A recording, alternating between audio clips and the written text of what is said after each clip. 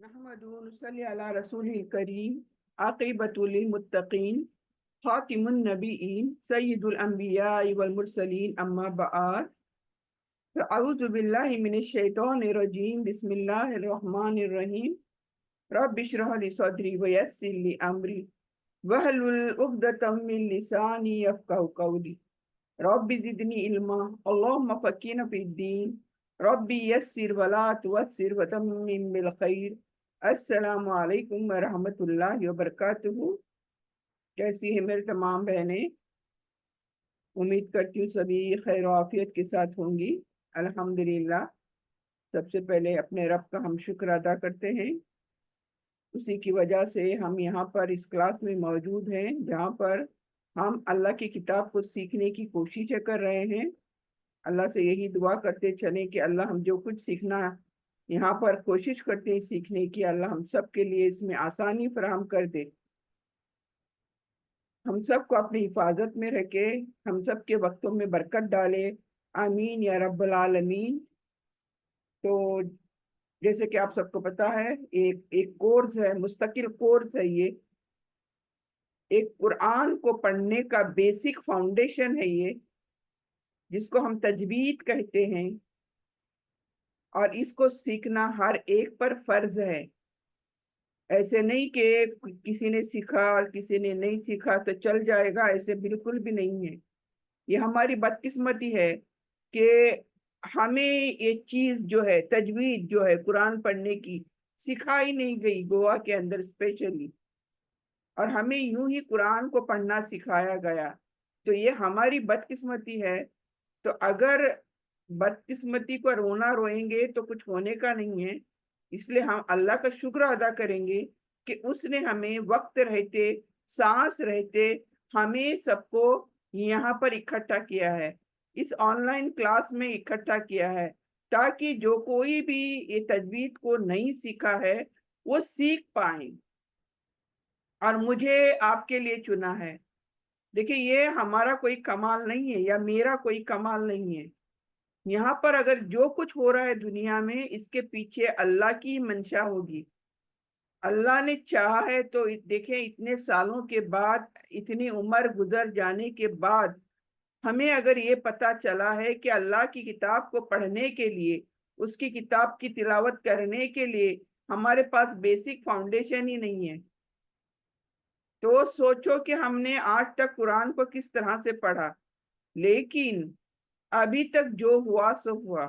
लेकिन अभी आइंदा हमारे मालूम होने के बाद, जानने के बाद, फिर भी हम वैसे के वैसे रहे, फिर पूछ होगी। इससे पहले हमें पता नहीं था तो पूछ भी नहीं होगी। अल्लाह सब जानता है। लेकिन अभी से अगर हम सीखेंगे नहीं, जानने के बावजूद भी सीखेंगे नहीं, तो फिर हमारी भरपूर पूछ होगी अल्लाह के यहाँ।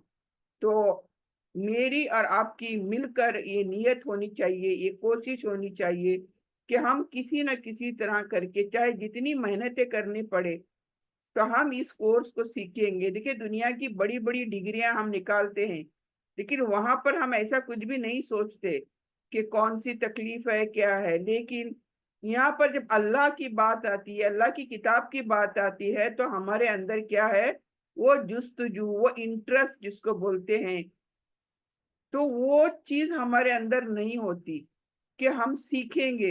ये कोई बड़ी वो डिफिकल्ट चीज नहीं है जो आपके सामने मैं पेश कर रही हूँ। बहुत सीधी सी, सिंपल सी एक रूल है, रूल की किताब है, जिसको बोलते हैं दीनियात। उस दीनियात में से मैं कुछ कुछ पेजेस, और वहां पर जितने भी मुख्तसर अंदाज में तजवीज सिखाई गई है, मैं कोशिश करती हूँ आप सबको सिखाने की। तो आप भी नियत करें, आप भी अपने अंदर वो इंटरेस्ट पैदा करें कि हाँ, मैं अल्लाह के कलाम को सही तरीके से पढ़ने के लिए तजवीद को जरूर सीखूंगी। इसमें देखिए, आपको बस ध्यान देना है। इसमें कोई ऐसी चीज नहीं है कि आपको ये बट बैठ के रात रात याद करना है, वो कोई बड़ी मेहनत करनी है। हाँ, मेहनत करनी है क्या, कि कुछ लेटर्स की प्रोनाउंसिएशन में मेहनत करनी है। वो मेहनत क्या है, पढ़ पढ़ के, बोल बोल के, मैं जिस तरह से कहती हूँ उस जगहों से निकाल निकाल कर अल्फाज को रिपीट करना है, ताकि पहले हमने कभी रिपीट नहीं किया, तो अभी हमें रिपीट करना है, ताकि हमारा जो लब्बो लहजा है, जैसे कि मेरे पहले इंट्रोडक्टरी जो क्लास करी थी मैंने सबसे पहले, उसमें मैंने बताया था तजवीद की फजीलत, इम्पोर्टेंस ऑफ तजवीद। और वहां ये भी बताया था कि अगर तजवीद किसी की नहीं है तो कुरान का पढ़ना उसका गलत है, बल्कि बड़ा गुनाह है। विदाउट तजवीद रीडिंग कुरान इज गुनाह। तो ये मैं नहीं कहती, बल्कि बड़े बड़े फाजिल उलमा जो थे पहले के, उनके लिखे गए कॉल मैंने आपको पहले शुरू क्लास में बताए हैं कि किस तरह से उन्होंने कहा कि तजवीद के बिना कुरान नहीं पढ़ा जा सकता। ये मेरा कॉल नहीं है, बल्कि बड़े बड़े उलमास का कॉल है। तो चाहे तो जाकर क्लास यानी ग्रुप के अंदर मैंने पहली क्लास इंट्रोडक्टरी क्लास डाली हूँ, क्लास 1, उसको जाकर सुनिएगा, क्योंकि उसको सुने बगैर तजवीद क्लास में आपको कोई दिलचस्पी नहीं आएगी। कहते हैं ना, कोई बीमारी अगर हमारे अंदर है तो उसका इलाज हम तभी करेंगे जब हमें पता हो कि हमारे अंदर की बीमारी कितनी सीरियस है, कितनी खतरनाक है। तभी हम क्या करेंगे, मेहनत करेंगे, सीरियस होंगे कि हमारी दवाई करके उस बीमारी को दूर करें। तो वो जो मैंने इंट्रोडक्टरी जो पहला क्लास ली थी पहली, जिसमें तजवीद का इंट्रोडक्शन दिया था मैंने, उसको सुनना बहुत जरूरी है, ताकि हम सबको पता चले कि हमारी बीमारी है क्या, कितनी खतरनाक बीमारी है हम सबको। तो ये तजवीज ना सीखकर जो हमारे अंदर बीमारी है उसको दूर करने के लिए ये क्लास मैंने हम सब के लिए शुरुआत की है। और ये कोर्स तकरीबन for the fourth time 3 time मेरी हो चुकी है, और ये चौथी बार मैं क्लास शुरू कर रही हूँ। तो आप जो भी यहाँ क्लास में मौजूद हैं, ये किस्मत वाले हैं। देखें, कहीं भी आपका जाना, किसी क्लास में आपका शिरकत करना, ये बाय चांस नहीं है। ये बाय चांस नहीं है कि हाँ बस हम बैठे हुए हैं, चलो क्लास में चलते हैं, क्या कहती है सुनते हैं। It is not by chance, it is Allah has chosen us. Allah ने हमें चूज किया है। वाई? इतने सारे लोगों तक मेरा एडवर्टाइजमेंट जा रहा है, लेकिन क्लास में कितने मौजूद हैं ये देखें जरा। तो सोचें कि इतने ही क्लास में क्यों, बाकी सबको तजवीज आती है, नहीं आती है।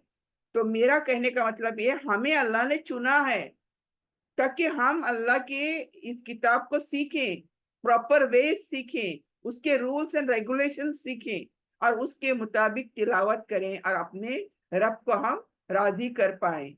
तो आइए चलते हैं। जैसे कि हुरूफे तहज्जी इसकी शुरुआत हो चुकी है। लास्ट सेशन जो हुआ मेरा, हुरूफे तहज्जी मैंने करी थी, लेकिन आज हम फिर इसको क्यों रिवाइज करते हैं? क्यों? क्योंकि ये एक चीज है जो हुरूफ तहज्जी, जिसको हिज्जे किए जाने वाले लेटर्स कहा जाता है, यानी अल्फाबेट्स जिसको कहा जाता है अरबिक के, ये उर्दू के भी नहीं है अल्फाबेट्स, ये अरबिक के अल्फाबेट्स हैं जो 29 हैं। उर्दू के अल्फाबेट्स अलग हैं, उनके हुरूफ तहज्जी अलग हैं, पढ़ना भी अलग है, उनकी सिफतें भी अलग हैं। अरबिक के पढ़ना अलग है, इनके नाम अलग हैं, इसकी सिफतें अलग हैं, इसके मखारिज अलग हैं। एक एक चीज जो एक्स्ट्रा होती है यहाँ पर, वो है मखरज, एग्जिट पॉइंट। हर लेटर कहाँ से निकलता है, ये भी मैंने आपको सिखाया लास्ट टाइम।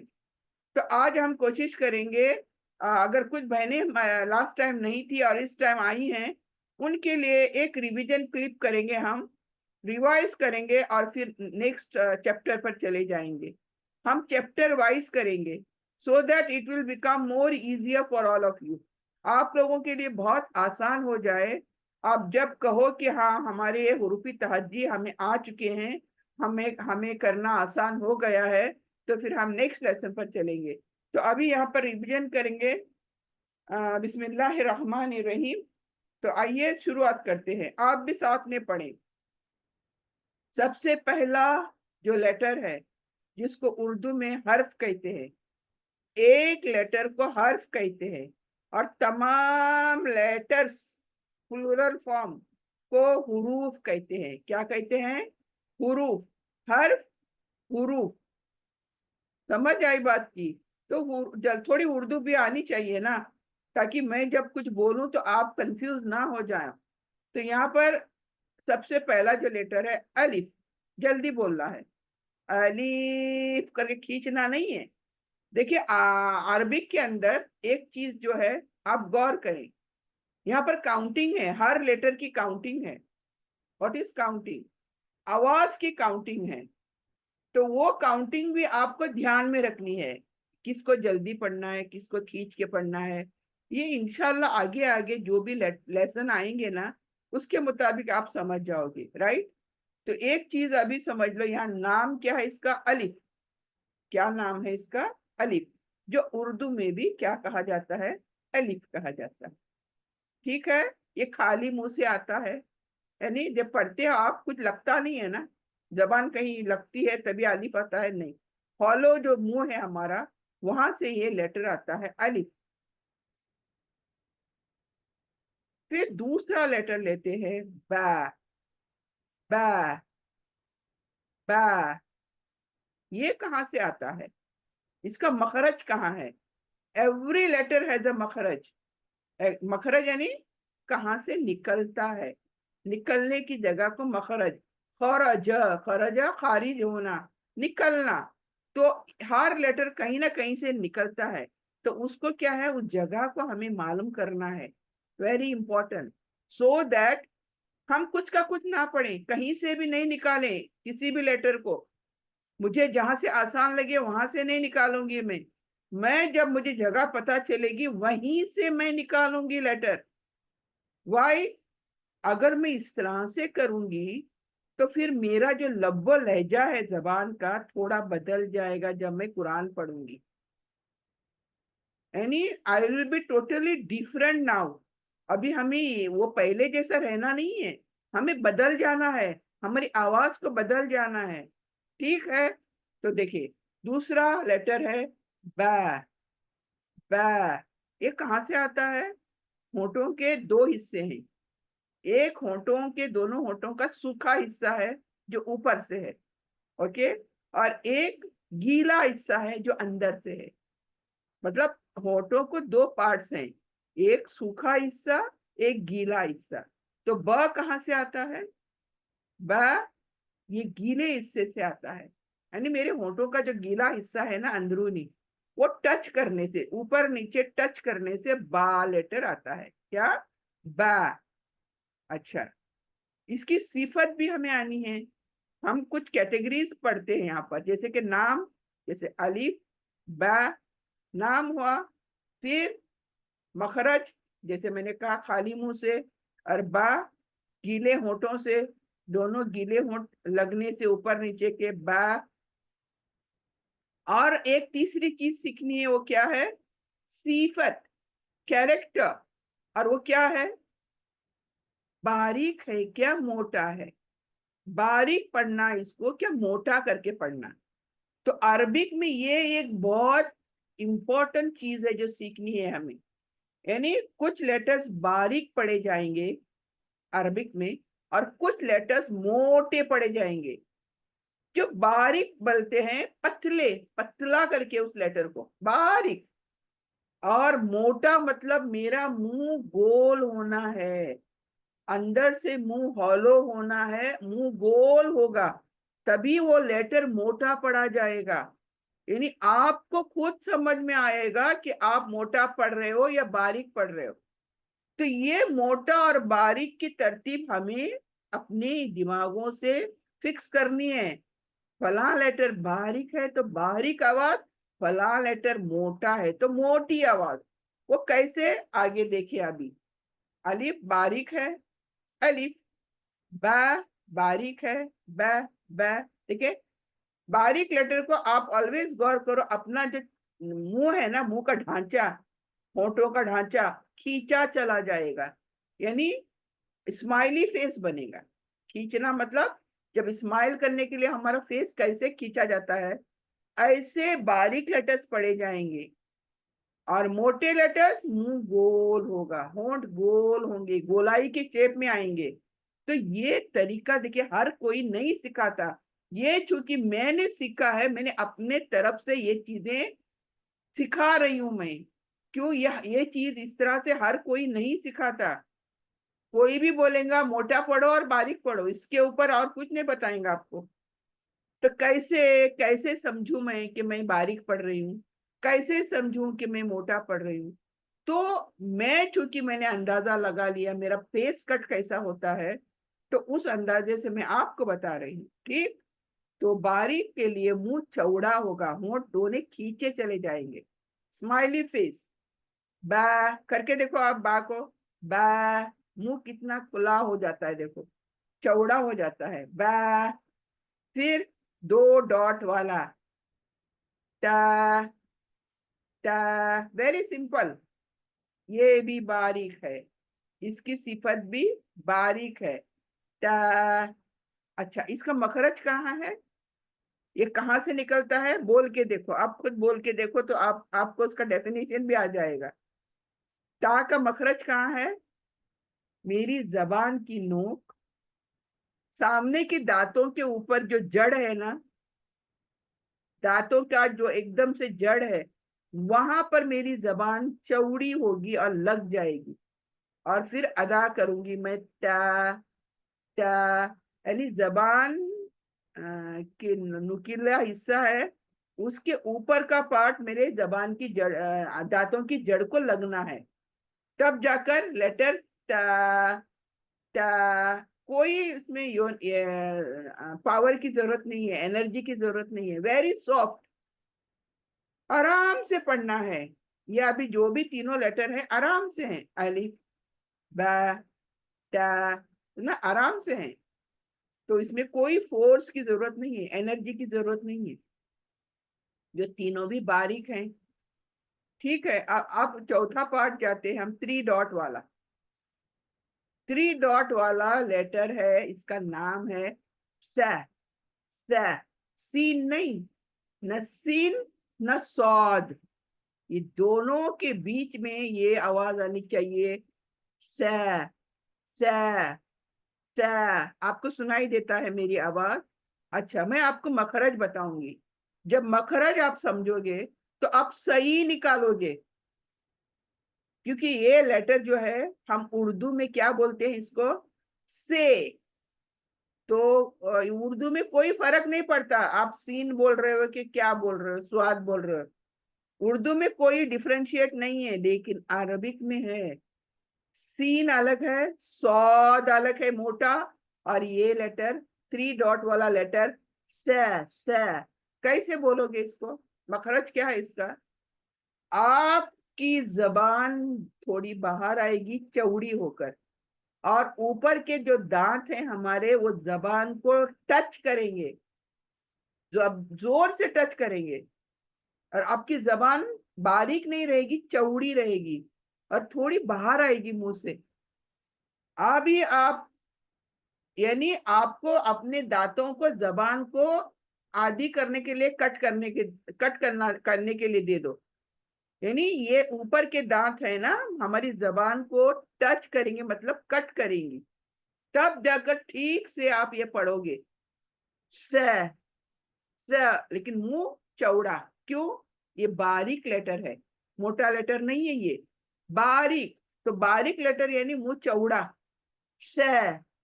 स, काश कि आप मुझे देख पाते तो बहुत इजी हो जाता, लेकिन क्योंकि आप यहाँ पर सबक देख रहे हो, मुझे नहीं देख रहे हो। खैर, कोशिश करेंगे, मैं आपको ईच एंड एवरीथिंग बताती चलूंगी। स, स। देखिए, इंग्लिश में इस लेटर से जो कुछ लिखते हैं ना, उसको टी एच लिखते हैं, यस नहीं लिखते हैं, टी एच।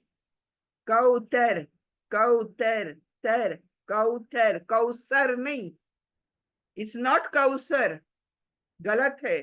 कौसर मतलब सीन आ गया, गलत है। कौसर रिटन बाय कौ, काफ वाउ, कौ, और सरो, सरो, कौसर, कौसर।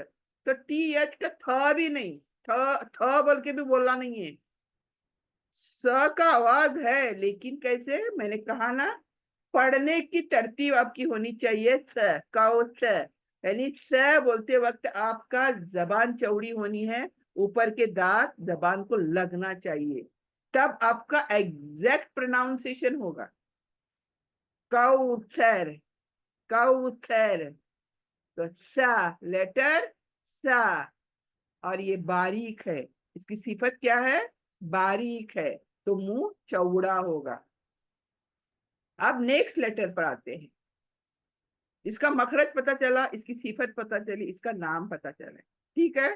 तो ये चारों के आपको तमाम तीन चीजें पता चली। अब लेटर नेक्स्ट, जीम। जीम, उर्दू में भी इसको क्या बोलते हैं? जीम ही बोलते हैं, राइट। जीम। अभी इसका मखरज क्या है जीम का? थोड़ा समझ ले तो बेहतर है ना, क्योंकि एवरी लेटर हैज अ मखरज। जीम बोल के देखें क्या हो रहा है आपके जबान, मुंह के अंदर क्या हो रहा है, हरकत कैसी हो रही है, आपकी जबान कहाँ लग रही है, किस तालु को लग रही है, क्या हो रहा है, देखें। तो देखिए, हमारी जबान के तीन हिस्से करने हैं।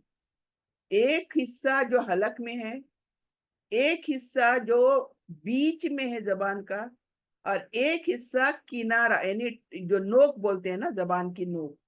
तो तीन पार्ट करने हैं हमें जबान के। क्यों? क्योंकि इन तीनों पार्टों से अलग अलग लेटर आने वाले हैं, तो ये हमें मालूम रहना है। अब जीम कहाँ से आता है? जीम बीच के जुबान से आता है। बीच की जुबान जो है ना, वो थोड़ा ऊपर उठती है, ऐसा गोल ऊपर उठती है, और हमारे ऊपर जो तालू है ना अंदर से, ये हार्ड सख्त जो चीज है, उसको तालू बोलते हैं ना। ये हार्ड जो दांतों के अंदर जो तालू है हमारा, ये जीम बोलते हुए हमारी बीच की जबान उधर ऊपर को जाती है, यानी अपोजिट डायरेक्शन में थोड़ा ऊपर उठती है। यानी इसका मखरज क्या है? बीच की जुबान का हिस्सा ऊपर, बिल मुकाबिल तालू, यानी अपोजिट, बिल मुकाबिल अपोजिट, जो उसके ऊपर तालू का हिस्सा है सख्त वाला, वहां पर ये जुबान थोड़ा उठती है ऊपर, और जीम अदा होता है, ठीक है। See, this is not that much important कि आप जीम का जगह याद करो, लेकिन क्योंकि सीख रहे हैं तो सब कुछ सीखना अच्छी बात है। मखरज सबका लेटर का सीखेंगे तो अच्छी बात है ना, लेकिन यहाँ पर आपको पता चले कि जीम का मखरज क्या है, और जीम की सिफत क्या है। सिफत, सिफत यानी कैरेक्टर। जीम की सिफत क्या है? बारीक है। जिम बारीक पढ़ेंगे, ठीक है, बारीक पढ़ेंगे। तो यहाँ पर तमाम पांच लेटर्स बारीक है। जीम। नेक्स्ट लेटर इज, अच्छा, अब नेक्स्ट लेटर के लिए एक और तरतीब मुझे सिखानी है आपको, तब मैं यहाँ का इसका मखरज बताऊंगी सबसे पहले। अब ये जो लेटर्स दो आ रहे हैं, इनको बोलते हैं हलकी हुरूफ। हलकी हुरूफ यानी हलक से निकलने वाले हुरूफ। अच्छा, हमारे जो लेटर्स निकलते हैं मुंह से भी निकलते हैं और हलक से भी निकलते हैं। अब हलक से कौन से निकलते हैं, ये आपको पक्का याद करना है। ये क्यों याद करना है? Because they are very important आगे आगे चलकर, जहां पर हम रूल्स सीखेंगे। ये हालांकि लेटर बोल के, हालांकि हुरूफ बोल के हमें सीखना है। और हालांकि हुरूफ कितने हैं? 6 हैं। कितने हैं? तमाम लेटर्स में हलक से निकलने वाले लेटर्स सिर्फ 6 हैं।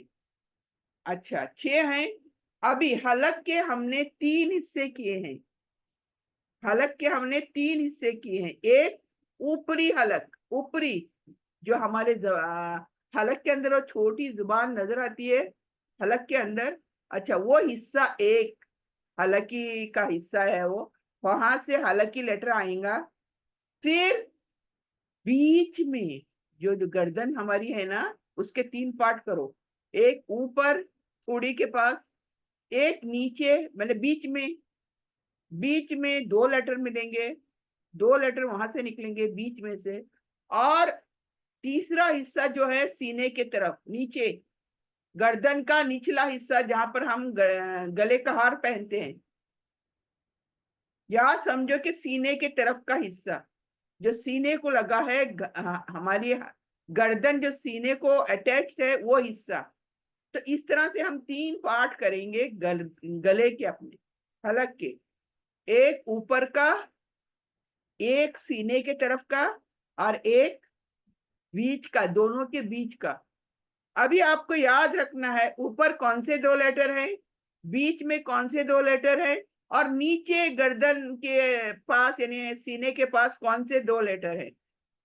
तीनों जगहों पर 2-2 लेटर निकलेंगे। इसको पक्का दिमाग में बैठाना है हम सबको। कौन सा सबसे ऊपर कौन से 2 लेटर हैं विथ डॉट, डॉट वाले लेटर्स 2 हैं। कौन से? गो, गो, गईन, गो, गो, देखिए गईन, और खो, गईन और खो। ये 2 लेटर सबसे ऊपर बैठे हैं विथ डॉट। विदाउट डॉट बीच में है 2 लेटर।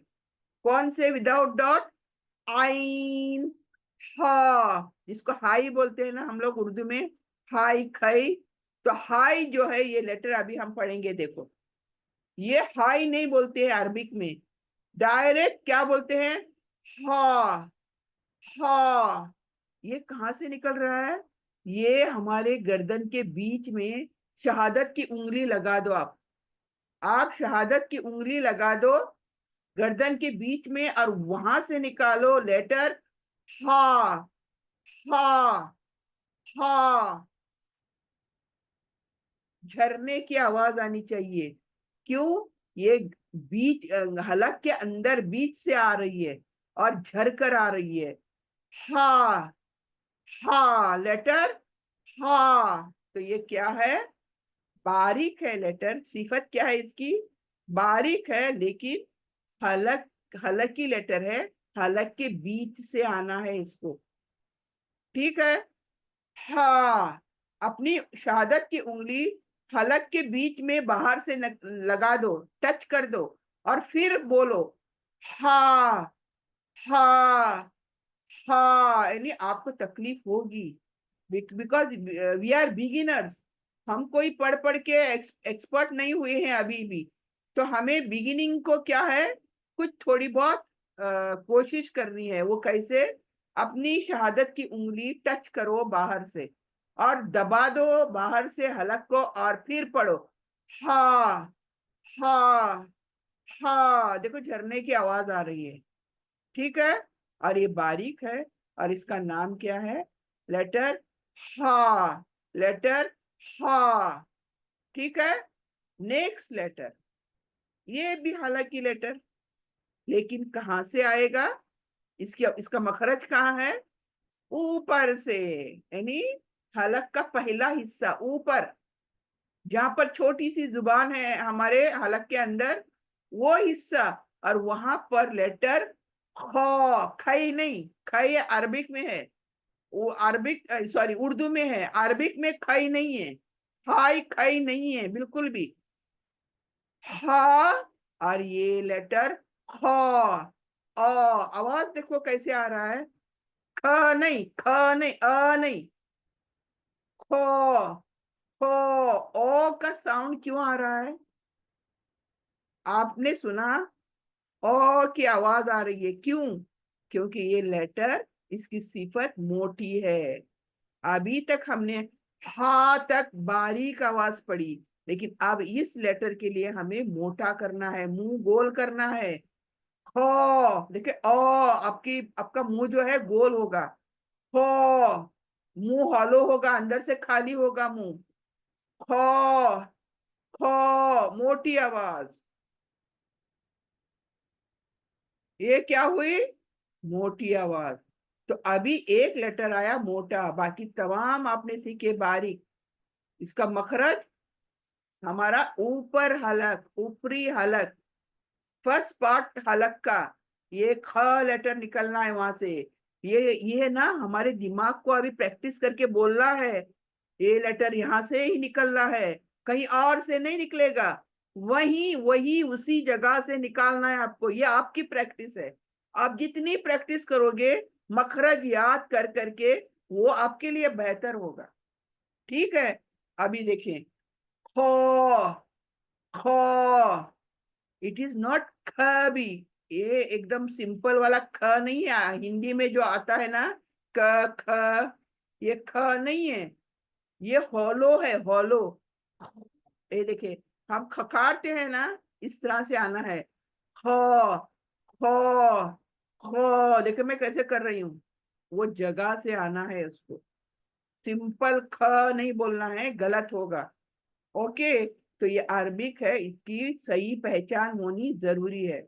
Next letter.